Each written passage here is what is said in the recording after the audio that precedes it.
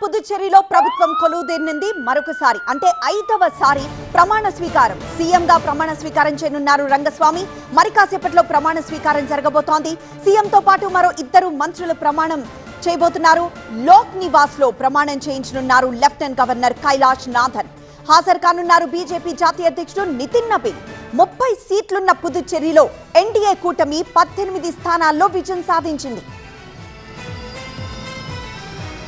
Rangaswamy cabinet లోకి Yanam MLA Malladi Krishnarao రానున్నారు.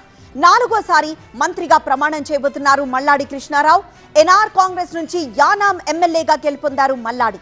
1996 నుంచి 2021 వరకు వరుసగా 5 సార్లు గెలిచారు మల్లాడి. తాజా గెలుపుతో 6సారి ఎమ్మెల్యే అవుతున్నారు మల్లాడి కృష్ణారావు. 3 సార్లు ఉత్తమ ఎమ్మెల్యే పురస్కారాన్ని అందుకున్నారు. రంగస్వామితో పాటు ఇవాళ ప్రమాణం చేయనున్నారు నమశివాయ.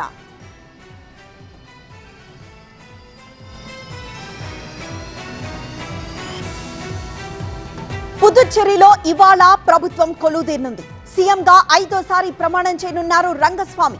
మరి కాసేపట్లోనే ప్రమాణ స్వీకార కార్యక్రమం జరగబోతోంది. సీఎంతో పాటు మరో 2 మంత్రులు ప్రమాణం చేయబోతున్నారు.